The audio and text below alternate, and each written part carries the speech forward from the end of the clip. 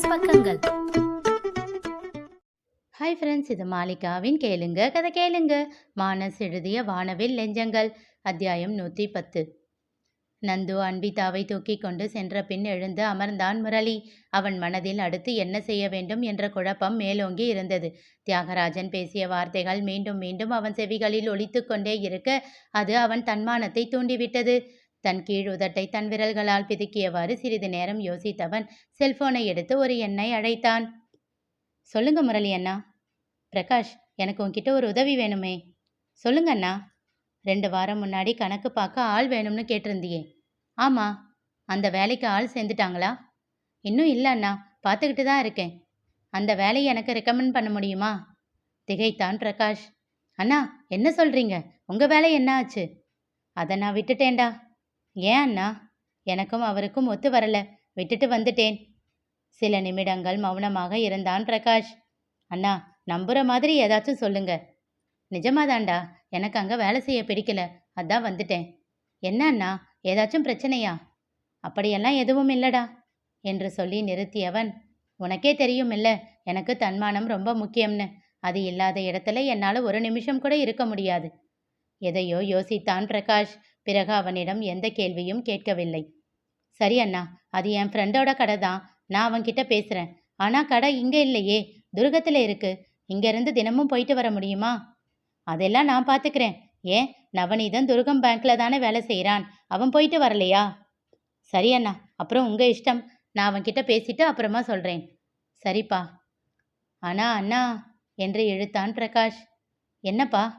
சம்பளம் அங்க அளவுக்கு என்று சொல்லி கொண்டிருக்கும் போதே அவனை நிறுத்தினான் முரளி. அதை பற்றியெல்லாம் எனக்கு பிரச்சனை இல்லைப்பா, வேலை வேணும், அவ்வளவுதான். சரி அண்ணா என்று விட்டு அழைப்பை வைத்து விட்டான். முரளி வேலையை பற்றி கேட்டுக்கொண்டிருக்கும் போதே உள்ளே நுழைந்த சத்யா அவன் பேசியதை கேட்டு திகைத்து நின்றாள். பிரகாஷின் அழைப்பை துண்டித்துவிட்டு நிமிர்ந்து சத்யாவை பார்த்தான் முரளி. என்னங்க இதெல்லாம்? எதெல்லாம் என்றான் அழுத்தமான பார்வையோடு.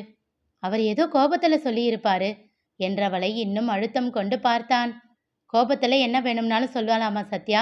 யார் வேணும்னாலும் எதுவும் சொல்லட்டும், ஆனால் அவர் சொல்லலாமா? என்னை பற்றி தெரிஞ்சு அவர் அப்படி பேசலாமா? இல்லைங்க என்று சத்யா ஏதோ சொல்ல வர சட்டென்று எழுந்து அவள் முன் நின்றான் முரளி. அதில் கொஞ்சம் பயந்தவள் ஓரடி பின்னே நகர்ந்தாள். அவன் கோபம் கண்டு முதலில் திகைத்தவள் பின் அவனை சமாதானம் செய்யும் முயற்சியில் இறங்கினாள். அவனை மீண்டும் அமர வைத்தவள் அவன் மார்பில் கை வைத்து மெல்ல ஆசுவாசப்படுத்துவதைப் போல் தடவி கொடுத்தாள். தயவு செஞ்சு கோபப்படாதீங்க, சாரி. என்ன சத்யா யோசிக்கிற? இப்போ அளவுக்கு என்னால் சம்பாதிக்க முடியாதுன்னு நினைக்கிறியா? விரக்தியான புன்னகை ஒன்றை சிந்தினாள் சத்யா. நான் அப்படி யோசிக்கிறவளாங்க? இல்லை இல்லை, பின்ன எதுக்கு அப்படி பேசுகிற? என்னை பற்றி உனக்கு தெரியும் தானே. அவர் என்ன பேசினாருன்னு எவனாச்சும் உனக்கு ஃபோன் பண்ணி சொல்லியிருப்பான்ல, அப்புறம் எப்படி என்கிட்ட வந்து இப்படி கேட்டுக்கிட்டு நிற்கிற? அவர்கிட்ட வேலை செய்யலைன்னா நான் பிச்சை தான் எடுப்பேன்னு அவர் சொல்கிறாரு. அப்படி ஒரு தலையெழுத்து எனக்கு எப்பவும் இல்லை. நான் என்னோட உழைப்பை நம்புறவன். என்னோட உழைப்பை தாண்டி 10 பைசா கூட நான் வேற எதுக்கும் எதிர்பார்த்ததில்லை. ஏன், ஆசைப்பட்டதும் இல்லை. அது அவருக்கும் தெரியும். நான் கொடுத்த உழைப்புக்கு மட்டுமா அவர் எனக்கு சம்பளம் கொடுத்தாரு? என்னோட விசுவாசத்துக்கும் சேர்த்து தானே. நான் வேலைக்கு சேர்ந்தப்பவே இவ்வளவு சம்பளம் கொடுத்துட்டாரா என்ன? அப்போ என்னோட சம்பளம் என்னன்னு அவரை விட என்னை விட உனக்கு நல்லா தெரியும். அதில் சமாளிக்க நீ எவ்வளவு கஷ்டப்பட்டிருப்பேன்னு உனக்கு தான் தெரியும். எத்தனை நாள் மாமாவோட சம்பளத்தில் இருந்து மல்லிகை சாமானும் காய்கறியும் வந்ததுன்னு உனக்கு மட்டும்தான் தெரியும். அவன் கூறியதை கேட்டு திகைத்தாள் சத்யா. என்ன சத்யா அப்படி பார்க்குற? எனக்கு எல்லாம் தெரியும், ஆனால் தெரிஞ்ச மாதிரி காட்டிக்கிட்டதில்லை. இன்னும் சொல்லப்போனா காட்டிக்கிறதுக்கு தைரியம் இல்லை, அவ்வளவுதான். சொல்லும்போதே அவன் குரல் உள்ளே இறங்கி சென்று விட்டு இருந்தது. அவன் முகத்தின் மாற்றத்தை கண்டவள் சட்டென்று அவனை நெருங்கி தன் வயிற்றோடு அணைத்து கொண்டாள். அவளை இறுக்கமாக கட்டி கொண்டவன் அவள் வயிற்றில் தன் முகத்தை புதைத்து கொண்டான். சிறிது நேரம் அமைதியாக இருந்தவன் பின் கேட்டான். மறுபடியும் உன்னை கஷ்டப்படுத்த போறேன்ல சத்யா? திரும்பவும் குறைஞ்ச சம்பளம், அதில் நீ சமாளிக்கணும் இல்லை? தன் துக்கத்தை எச்சில் கூட்டி விழுங்கி கண்ணீரை கட்டுப்படுத்தி கேட்டான் முரளி. அவனை தன்னிடம் இருந்து விலக்கி அவன் கன்னங்களை தன் கைகளால் தாங்கி தன்னை பார்க்க செய்தவாறே கூறினாள். என்ன பேசுறீங்க நீங்க? இதெல்லாம் ஒரு விஷயமா? பார்த்துக்கலாம். அப்போ இருந்தது உங்க சம்பளம் மட்டும்தானே, இப்போ அப்படியா? தம்பிங்களோட பங்கும் இருக்கு இல்லை? அதெல்லாம் நான் சமாளிச்சிடுவேன். நீங்க ஏன் அதை பற்றியெல்லாம் யோசிக்கிறீங்க? நம்ம பங்குக்கு பத்தலைன்னா அப்பா வீட்டை வாடகைக்கு விட்டுடலாம். அதுவும் உங்கள் சம்பாத்தியமாக தானே கணக்கு வரும். இதை பற்றியெல்லாம் நீங்கள் கவலைப்படாதீங்க. நான் அதை பற்றி யோசித்ததும் இல்லை. நான் உங்ககிட்ட சொன்னதுக்கு அர்த்தமே வேற. மறுபடியும் நீங்கள் பழைய மாதிரி உழைக்க ஆரம்பிச்சிங்கன்னா உங்கள் உடம்பு என்னத்துக்கு ஆகிறது? அதுக்காகத்தான் பயந்தேன். மற்றபடி சம்பளத்துக்காக நான் எதுவும் சொல்லலை. அவள் கூறியதை கேட்டு சிறு புன்னகை அவன் இதழில் அரும்பியது. அதனால என்ன சத்யா? எனக்கு கை வலிச்சா நீ தைலம் தேய்ச்சி விடு, கழுத்து வலிச்சா பிடிச்சு விடு, தலைவலி வந்தா படுக்க உன்னோட மடி கொடு. இதெல்லாம் உன்னால செய்ய முடியாதா? அவன் அருகில் அமர்ந்து கொண்டவள் அவன் கையை கட்டி கொண்டு தோளில் சாய்ந்து கூறினாள். இதெல்லாம் நான் செய்யாம வேற யார் செய்வா? சிரித்தான் முரளி. சத்யாவோ சிரிக்காமல் அமைதியாக இருந்தாள். சத்யா, என்ன ஆச்சு? நான் நார்மல் ஆகிட்டேன். நீ ஏன் இன்னும் இப்படியே இருக்க? அப்போ இந்த மாதிரி வலியெல்லாம் இருந்துச்சா? நான் தான் உங்களை ஒதுக்கி வச்சு பெரிய தப்பு பண்ணிட்டேன்ல. உங்களுக்காக எதுவுமே செய்யாம விட்டுட்டேனே, வேதனையோடு கேட்டாள். என்னம்மா இப்படி சொல்லிட்ட? என்னோட நம்பிக்கை எல்லாமே உன்னால மட்டும்தானே. நீ என் கூட இருந்தா போதும், நான் என்ன வேணும்னாலும் பண்ணுவேன். அவன் முகம் பார்த்து புன்னகைத்தாள்.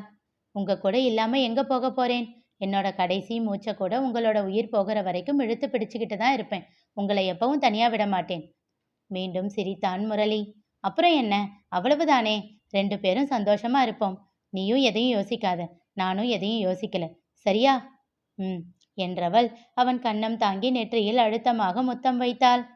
சரி சத்யா, நான் ஒரு 10 நிமிஷம் படுக்கிறேன். எனக்கு மனசு ஒரு மாதிரி இருக்கு. சரிங்க, நீங்க படுத்துக்கோங்க. கொஞ்ச நேரம் கழிச்சு சாப்பிட கூப்பிடுறேன். என்று விட்டு சென்று படுத்து கண்களை மூடிக்கொண்டான் முரளி. சத்யாவோடு சிரித்து பேசினாலும் அவன் மனதில் ஏதேதோ யோசனைகள் தோன்றிக்கொண்டே இருந்தன. ஏன் எனக்கு மட்டும் இப்படியெல்லாம் நடக்கிறது? இன்னும் எத்தனை வருடங்கள் நான் இப்படி கஷ்டப்பட்டு கொண்டே இருக்க வேண்டும்? இன்னும் எவ்வளவு வழிகளைத்தான் தாங்குவது என்று மனதிற்குள் வேதனை கொண்டான். கடவுள் எதையும் காரணமின்றி நிகழ வைப்பதில்லை. நாம் விதைப்பதை மட்டுமே நம்மால் அறுவடை செய்ய முடியும். எதிர்பார்ப்பு இல்லாமல் அவன் விதைத்த அன்பின் பலன்கள் யாவும் கனியும் காலம் வெகு தொலைவில் இல்லை. அதேபோல் 17 வயதில் அவன் தொலைத்த சந்தோஷங்கள் அனைத்தையும் திருப்பி கொண்டு வந்து அவனிடம் சேர்த்து அவனையும் அதட்டி மிரட்டி பணிய வைக்க அவன் தோழனாக ஒருவன் வரும் காலமும் வெகு தூரம் இல்லை. அதன் பிறகு அவன் வாழ்வில் மகிழ்ச்சி மட்டுமே நிலைத்திருக்கப் போகிறது என்பதையும் அவன் அப்போது உணரவில்லை. தன் வீட்டில் சாய்வு நாற்காலியில் கண்கள் மூடி அமர்ந்திருந்தார் தியாகராஜன். அவர் கைபேசி ஒலிக்க எடுத்து பேசினார். ஹலோ, யாரு? நான் அரிசி மண்டி பிரகாஷ் பேசுறேன்னா. சொல்லுப்பா, நல்லா இருக்கியா? அப்பா நல்லா இருக்காரா? நல்லா இருக்காரண்ணா. உங்ககிட்ட ஒரு விஷயம் கேட்கணும், அதுக்கு தான் ஃபோன் பண்ணேன். சொல்லுப்பா, என்ன கேட்கணும்? முரளி அண்ணன் எனக்கு ஃபோன் பண்ணி இருந்தாரு. ஒரு வேலைக்கு கேட்டிருந்தாரு. அதை பற்றி உங்ககிட்ட பேசலாம்னு தான். அவர் பங்கில் கணக்கு தப்பாக எழுதி பணம் எடுத்ததுனால தான் நீங்கள் அவரை வேலையை விட்டு அனுப்பிட்டீங்கன்னு உங்கள் தங்கச்சி பையன் முத்து சொன்னான். அது உண்மையா என்னன்னு கேட்க தான் கால் பண்ணேன். அது தெரிஞ்சாதானே நான் வேற வேலையில் அவரை ரெக்கமெண்ட் பண்ண முடியும். பிரகாஷ் கூறியதை கேட்டு திகைத்தார் தியாகராஜன். இனி நிகழப்போவது என்ன தெரிந்து கொள்ள தொடர்ந்து கேளுங்க, கதை கேளுங்க. மீண்டும் சந்திப்போம்.